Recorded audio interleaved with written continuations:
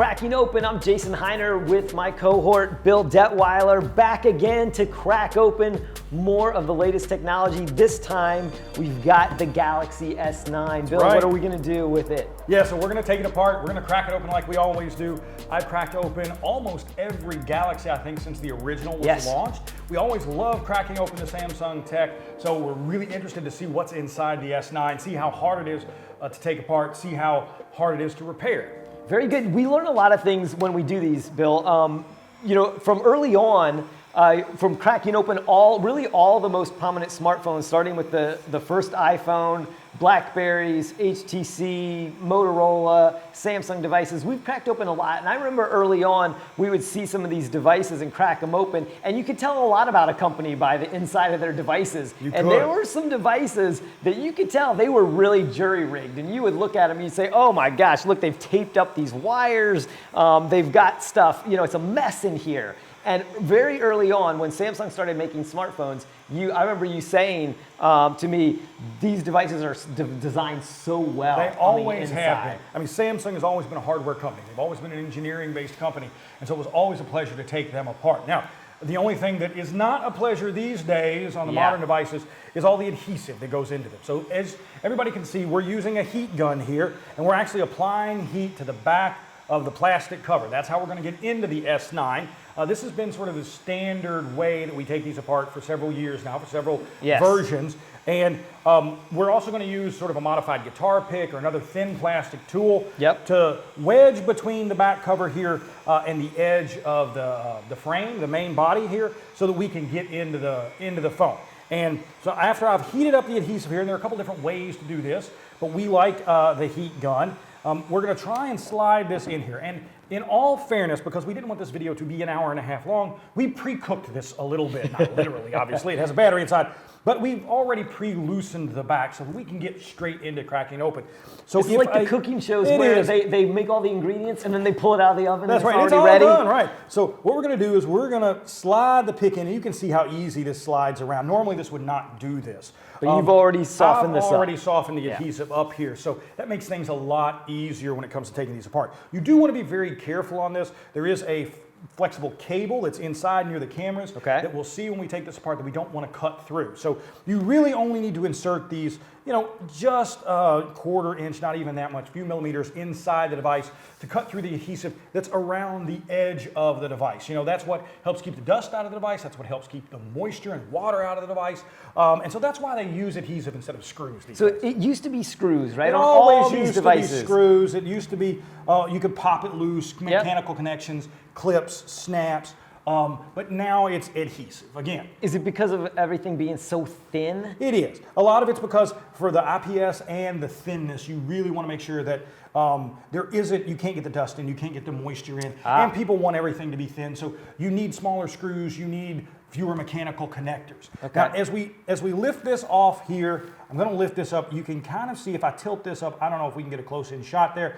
You can kind of see the cable that connects the back plate here to the motherboard that's underneath another frame. We're going to be real careful. Because you pop that connector, you could really if you tear it, that's right. I mean, it's designed to be popped loose, but we definitely don't want to tear it. Remember, we crack these things open so you don't have to. But Bill has a great track record. Yeah, we usually do pretty well. 99% of the things that we crack open, we actually put back together again. And because we have this idea that if we're going to do it, you know, we want to do it in a way that if you were having to crack something open to repair it or to learn from, that you can still use the device. That's right. We don't want to destroy the devices. And so I've separated the back panel from the rest of the body of the frame, or the phone here. And this cable here is actually for the fingerprint scanner that's on the back here. So, you know, oddly, if you were going to replace this, you might be able to remove the fingerprint scanner on the back and just replace that. It might come as a single part. It's, you know, manufacturers release replacement parts in different ways, and the vendors that actually make replacement parts come in different ways. But it's nice to see that if the fingerprint scanner gets broken, you don't have to replace the whole phone, right? You can replace that as an individual component. That's always been something that I've liked about Samsung. They really componentize their devices so that you can repair them a little more easily. And importantly, they did move that fingerprint scanner on the previous devices. It was over to the side here, very awkward. And on the Note, on the previous Samsungs, having moved it under, it's better. It's like, you know, naturally you tend to put your finger there. It's not as nice as the, you know, Nexus devices, the Pixel devices, where it has the bigger, you know, circle. But it is easier than the Samsung Galaxy S9 or the Note 8. Yeah, now so we're going to go ahead and start taking out the screws that are inside of this. One thing I also like about Samsung devices, once you get into them, they're usually the same, you know, they're standard Phillips screws. You need a really small screwdriver like we're using here, either a Phillips like 00 or 000, and you can see inside the phone, before I start taking off the screws, we can see there are a lot of screws. But they're all going to be Phillips screws, and I bet they're all about the same length. Okay. So we'll be able to easily sort of put these screws back together, or put them back together, without having to know exactly where they go. Yeah. So we can't see the boards yet, the circuit boards that are inside of this. All we can do, because it's covered by this sort of internal, this mid-frame here. Now this appears to have the wireless charging, sort of the induction coil on it right here. Yep. So we'll need to move, in the battery we can see peeking out behind it, we'll need to remove this to actually get down into the battery. Sometimes these things might have the near field communication built into them, but this one, you know, when they have wireless charging, they have that. So I'll go ahead and start removing these little screws here. No pentalobe screws, which is great, and no different sizes. No size pentalobe screws. That's what we run into with, especially some of the Apple devices. They'll have multiple different kinds of screws. They'll have different lengths. They'll have standoffs. They'll have, you know, little standoffs that the screws go into, that then you have to use a separate screwdriver to take apart. That is one thing that I really do like about Samsung devices. Very nice. So one of the things that we've been doing, you know, the audience who've watched these before knows, is we've been doing these for a long time. Some of the first devices that we cracked open back in 2006 were Xbox 360, one of the early iPods. And so you've been doing these things always with this look of what can we learn from the technology, what we can learn about maybe what chips are in there that we may not know about, as well as, you know, what can we learn about, you know, not only the repairability, but also potentially the durability. Sometimes even these companies will put technology in there that's not activated. And so there are times when we learn, you know, that there are chips in there that are not part of the feature set. And so that tells you something about a future feature they might enable, or potentially, you know, a feature in a future device. So there are lots of things that we learn about when it comes to cracking these devices open. And we always try to do it. We've said it multiple times. We always try to do these with an air of not destroying the devices, but being able to put them back together. In fact, you know, like you said, we do that on a fairly regular basis. I think the only thing that we ever really broke, there were a few things that we had to take apart and had to destroy to take them apart. If anybody watched CES, was 2016 where we actually cut, or 2017 where we cut apart a Sphero BB-8 toy. You know, we had to use the Dremel on that. You know, poor BB-8, but. People like when you pull out the Dremel and have to, you know, saw through something, though. Every once in a while, every once in a while, it's fun. I'll do that with maybe a $100 toy. I'm not going to do it with a $1,000 phone. Yeah. I mean, and that's the other. So why do you care about repairing a smartphone? Well, because they're so expensive these days, because people keep them for so many years, it's really important that, you know, people aren't going to trash these maybe every year. Yeah. So it's important that they be repairable, that people understand, hey, look, this is the device that I'm going to have for a while. I'm going to keep it for a while, and I want to be able to either take it back into the manufacturer and have them repair it, or I want to be able to take it to a third-party repair store and know that, hey, the speaker goes bad. Hey, the port, one of the charging port stops working. Hey, I drop it and I crack the screen. You know, what's going to, you know, where can I get it fixed? How much is it going to cost me? And, you know, because I'm going to keep this thing. It's an investment, right? Yeah, what's involved? And hopefully these videos help you to be better informed. So if your speaker goes out, or if you have a cracked screen, you know, you can understand. And also somebody can't pull one over on you and say like, oh when you do the screen, I have to take everything apart and the motherboard and pull out the battery. And you can say, well, no, actually, I watched the cracking open and saw that, in fact, all you have to do is, you know, X, Y, Z. So So this is to help you be more informed about the devices that you own and devices in general, so that you can be, you know, an informed consumer. Yeah. Yep. And informed about tech. So we've already taken out all the screws. I'm not sure whether I had to take out all the screws to actually remove this little mid plate, but we've taken out all the screws just to be safe. Now we're going to kind of gently, because this is really thin, right? Yeah, There's thin little wires thin in there. So we're going to be really gentle and do our best to kind of, using our little guitar picks here, to pry this open without cracking anything, without breaking anything. Because when you're doing this, I haven't taken this apart before. Like I said, I did pre-cook the back a little bit just so it would be a little easier to take apart, but we haven't taken this apart before, so I'm not exactly sure how everything comes apart. Ah, there we go. So now we can lift this off here like that, and then we have the sort of this mid-frame, which contains some electronics. Now you might think, if you just look at this, if you haven't watched the video, oh, what is this? Is it just something I can throw away? Is something I need? No, it's not. This actually contains important components that you can't just sort of toss and throw away. Other than just the wireless charging. And if possible, I can see that it looks like the charging coil is here on that, and the contacts are here. So we'll set that aside right there, and we get our first sort of real look into the device. Now, what's always fascinated me is how the layout has changed. You were talking about sort of the construction. We used to see really thick sort of wires in these. We used to see tape in some of these devices. Here in these devices now, everything is flat almost these days. There's very few mechanical connectors. Everything is very well laid out. It's compact. You know, they try to pack as much tech into these devices as possible. The other thing to sort of notice on all these devices when you look inside, we can see the main system board here. This is going to be our port and our speaker assembly down at the bottom, is the battery, right? You can see how much space the battery really takes up inside the devices. And that's important when you think about, you know, we want these devices to last a really long time. And so it's important that you have, you know, it takes a sizable battery to do that, right? And there's a lot of, you know, everybody remembers the old, you know, the Samsung Galaxy Note controversy we had with batteries. Yeah, and so it's understandable when you're trying to cram so much capacity, so much power in such a small space. You know, it's going to get hot if you don't dissipate the heat well enough. It causes problems. If you don't engineer, if the battery swells and you have a small space, if you have a poor manufacturing in the battery, you just get a batch of bad batteries that you aren't tested. All of those, I'm not saying any one of those contributed to the Samsung, to the Note problems, but, you know, if those are all problems that occur because of these tight tolerances that are inside these devices. Now, one of the things that we're going to do is I'm going to make an attempt to actually remove the battery. It is actually glued down, and so I'm not sure whether or not we're going to be able to do that, but even if we can't, we're going to remove the circuit board and we're going to remove the speaker assembly without removing the battery. You know, the batteries do have adhesive on the back of them. Some batteries, like the iPad or the iPhone, have a tab that you can pull. Sometimes it will help, like the strips that you put on a wall, and you can kind of remove those. Samsung does not, and so we could try and heat it, but we might have to. I don't want to avoid setting the battery on fire by heating it too much or puncturing it. So I might leave it connected to the frame. The other thing to notice, the first thing that I always do when I take devices apart is I disconnect the battery. What I don't want is I don't want power flowing through the circuits. I don't want to touch it, even with something that we say is an ESD safe tool.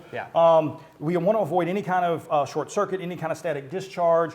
We don't want to damage the fragile circuits inside this. So we're going to go ahead and we're going to... And you often talk about being very careful with the battery. It's one of the areas you need to be most careful with. You don't want to puncture it with a screwdriver. You don't want to you know, be stabbing it. Or have metal devices that you're using to, you know, pop that thing out. You don't. Because that's when, you know, you could actually have a fire, right? Yeah, you could have a fire, or you have sparks. A couple years ago, we cracked open the Apple Pencil, the CNET stage at CES. We actually had smoke, little sparks. It was a lot of fun on stage, but, you know, we were kind of worried about the fire marshal. One of the things that I first moved here, I popped this off. And you can see removing the front-facing camera, like the ambient light sensor here. So we're going to remove that and decide it just pops loose. We can see the rear camera here at the back. You can see the earphones piece, the speaker right there. This is actually a vibration motor for the it's the vibration motor right there. No, it's what makes it vibrate in your pocket. So we're going to try and move here. Pop this. We're going to pop off all the little cords. Yeah. So the connectors here. We just want to be real careful. We do not want to break any of the cords.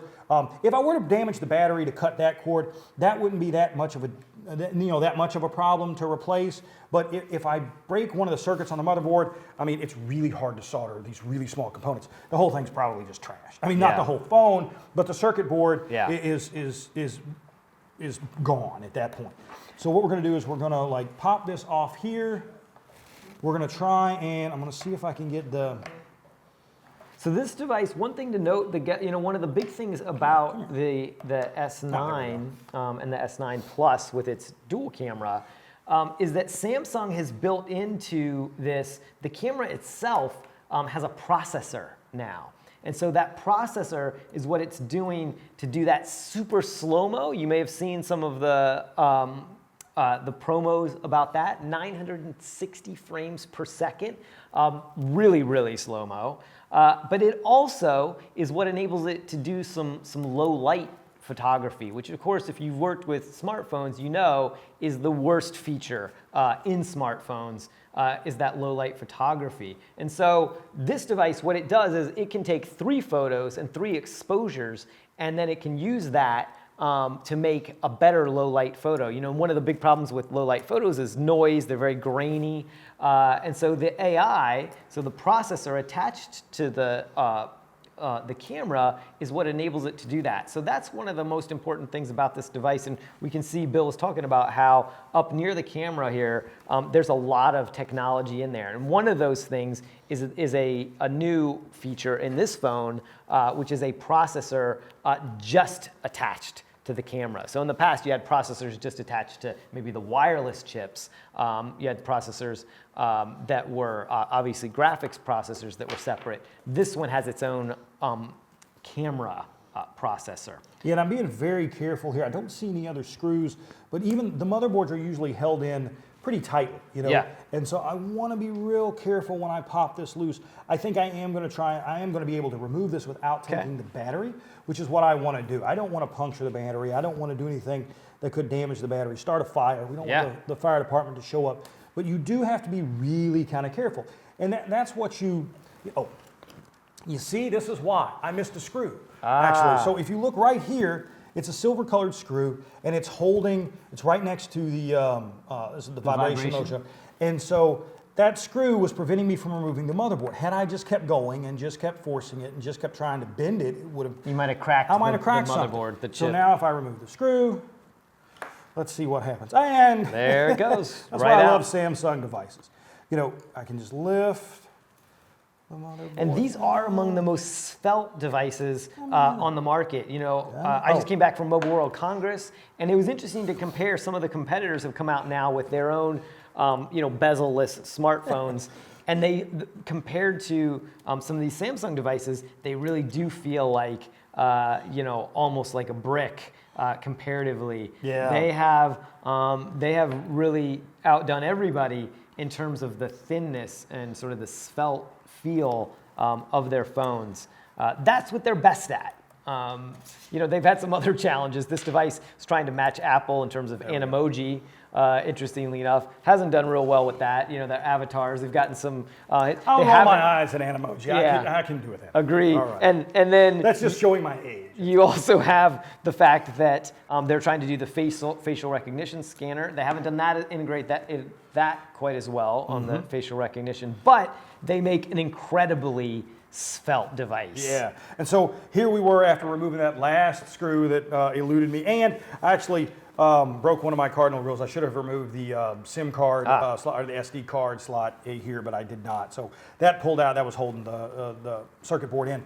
We have the circuit board here, our little L-shaped circuit board. We have the rear-facing camera on that. As we've talked about in kind of some of our previous, I'm going to remove the camera. If we come over to the back, the camera usually is held on with a little connector here that's just pressure fit. It just snaps on. So we'll remove that like that. And the camera should that's come loose. Probably their most advanced feature, their most advanced new feature in this phone is the camera with some of that intelligence, that AI built in that's going to let you take low light photos. It's going to do the 960 frames per second, super slow-mo, which makes for great demos and really fun, but that low light camera is probably what's going to be the best. Now, CNET in its test, it had some mixed results with the low light camera. So this is the first time that it's trying to do that. It does do a lower aperture as well. So there's some physical attributes of the camera, but it is a step forward. But there's still work to do, as you can see when you read the CNET review on this device. So there's our little camera right there. And again, there it is. This is nice when cameras, and most phones are like this. They're componentized. So if the camera breaks, you can replace the camera without having to replace the main circuit board, without having to replace the battery, without having to replace, obviously, the screen on this. And it's usually the screen, honestly, or the assembly for the screen, that's the most expensive part on these phones. The most expensive single part? Yeah. Even more than the processor? Oh, yeah, even more than the processor. Yeah. The processor compared to the phone, or the screen actually is fairly cheap, fairly reasonable. So we've got the camera separated, the rear-facing camera, we've got the front-facing camera. We've got actually the rear speaker assembly. Here we took that off, and we've got the main board out. Now, I'm going to look real close at the main board, and I'm going to look for the chips that are on the board. I'm going to look the chips on the board, so the processor, the memory chips, the Wi-Fi, the radios, all of that. They're underneath these silver screens, these silver shields, most of them. These are EMI RF shields. They help filter out electromagnetic interference, protect the chips, and sometimes they're attached to the circuit board with clips. They just snap on. Other times they're soldered to the boards. Now, if they're soldered to the boards, then the only way to get them apart is actually to cut them or to desolder them. Now, I don't want to do that in this case. We want to put this phone back together, right? We want to make sure that it works. So I hate to, if I cut these off, it'll basically damage it beyond repair, which is not what I want to do. So we're going to take a metal tool. I'm going to try to pop these loose just to see if I can get something under them. It looks like they're soldered together, so we might have to call it a day with... That might be as far as you can get. It might be as far as I can go on the board. Doesn't mean we can't look at some of the other components in there. It just means it might be as far as I can get. And I'm a little concerned. I want to make sure that I don't damage any of the parts on the motherboard. There are places, there are other people who will actually sort of tear the devices all the way down to the bare components. And I love that. It's a great source of information to the people that do that. But we always try to do this with the idea of putting them back together, like I said. So I don't want to do that on this case. Now, we can tell you, we can say actually what is behind here. We do know the specs on the phones. When phones first came out, when the iPhone first came out, when some of the early iPods first came out, we didn't necessarily know exactly what were on these devices. But now all the manufacturers release that information, put it everywhere. So it's real easy to sort of find what the hardware is on these devices. And so, for example, we know that this has a Qualcomm Snapdragon 845 processor. We know that it has 64 gigs. This one is a 64 gigs of storage, NAND flash. We know that it has a Qualcomm acoustic audio processing chip. We know that it has a Maxim PMIC on it, the power management IC. We know a lot about the hardware that's inside these devices we do. without having to sort of destroy them to find that out. Now, the last thing we're going to try and take off, one of the things that often gets damaged on these devices, beyond the battery, just like I said, beyond the battery wearing down, we've had battery gate with the iPhone, and batteries, these lithium-ion batteries are only good for a certain number of charging cycles, recharging cycles, and so they do wear out after a while. Usually, most people don't notice it within the normal lifespan of the phone, but some people do. What about the Samsung, the problem they had in the Note 7? They appear to have put that behind them. They said that they have a number of checks in place that's enabling them to QA these devices so that they're not going to have that problem. And we haven't seen follow-up devices have that any of those issues. And as long as the company sort of learned from those kind of mistakes, I think there were some issues with the tolerances and the battery. And we haven't seen that issue, and I'm not concerned about that. As long as you're not puncturing these batteries, as long as you're not doing anything bad to them, we haven't had any reports of issues with the new phones. Hopefully that'll continue to be the case. So we're going to remove another part. What I was talking about that gets damaged a lot are the ports. You know, you're always connecting things to the ports. You're using the charger, you're connecting your headphones, you're plugging them in and out. And so these can get gunk in them, they can get broken, you can break connectors inside of them. It's my favorite feature of this, the headphone jack. That's my favorite feature of this device. You still like the old 3.5mm headphone jack, huh? I do. All right. Yeah. But these are componentized. So basically, if we remove these small little cables here, we removed a couple screws. I'm going to pop loose a few connectors here at the bottom.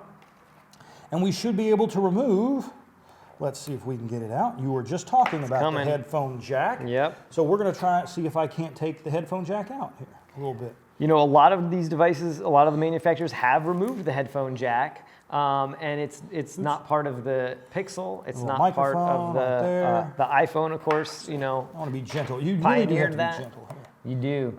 I mean, not forcing it is what has enabled you to be able to put so many of these devices back together. The other thing you mentioned, the Qualcomm 845 processor, that really is a desktop class processor. That's what enabled these devices. You know, these devices run as fast as computers now. And the Samsung DeX, as many of you may know, is what enables you to take this device and plug in a mouse, a monitor, and a keyboard and use this as a desktop computer. And with this processor, it's really fast enough now to do that. And Samsung has kind of teased that in the future, it's likely that it will build that into its monitors. So you'll be able to take a Samsung phone, connect it to a Samsung monitor, and that monitor can have a mouse, you know, and a keyboard attached, and you'll be able to simply use it as your Use computer. one device as your computer. Yeah, and the nice thing about that from an enterprise standpoint, from a business standpoint, is that, you know, all of this, the device, the information on this device, the data on this device is locked down according to company policies, right? So a lot of our users on Tech Republic really care a lot about that. The fewer number of devices you have to manage, the better chance you have of securing your data. And so that's a very good thing. Also, Samsung Knox is a nice feature that allows you to separate your work data from your personal data. So those are features that do matter with this device. And if you think about even into the future, this is not a 5G device, but it can do gigabit LTE. And if you think into the future, this year, you know, this device has a desktop class processor. Next year, the Galaxy S10 we're expecting will have 5G in it. That can get up to 2 gigabits per second of coverage, so of speed, and so you're talking twice as fast as Google Fiber. So now you're talking about a phone that's as fast as a computer, that's as powerful as a computer, and is as fast in terms of its connectivity as the fastest computer that you have, connection that you have in your home or in your business. So these devices really are becoming the center of the universe in many cases. And so we're likely to see that continue, and this device is an interesting step in that direction. Definitely, and we can see we have removed your favorite component, the headphone jack right here, 3.5mm headphone jack. There we go. We've also removed sort of these little component clusters we have mounted on separate little circuit boards, PCBs connected with these flat cables. Here we have like the port for the bottom, the charging port. USB-C. We have a microphone there. And so you see that a lot, these componentized parts that you can remove and replace without having to replace the whole phone. Now, we're going to sort of call it a day on the teardown here. We could, like I said, we could keep going. I could try and pry this battery loose. There's nothing really to see behind the battery. So we're not going to worry about that. Left on the frame, of course, is the screen, and like I said, that's the most expensive component. If you were to crack the screen, you know, how it gets replaced depends on the manufacturer. Some manufacturers replace it all as one unit. Some manufacturers will sell you or aftermarket component vendors will sell you just the screen itself. You try to remove the glass, you know, but usually they're sold as sort of one big unit that you replace the whole thing of, and that's going to be the most expensive part. The battery is essentially adhesived onto the back of that screen. Yeah, there's this case here, right? And then there's probably there's a film behind the screen. There's some protection behind it, some shielding behind the screen there, and then the battery will actually be adhesive to those the plastic sort of mid-frame here, this little frame. So very good. That's kind of it. There's still some components, like we said, connected to the connected to the body, and we're going to leave those connected to the body, not necessarily worry about taking them apart, because again, we want to put it back together. We want to put it back together in working order and not have to worry about trashing. All right, thanks, Bill. Good stuff. That is the Galaxy S9. If you've got other tech you'd like to see us tear down, new tech, old tech, anything in between, leave us a note in the comments. We're always looking for the next thing to tear down. That's it for Cracking Open. Thanks for watching. We'll see you next time.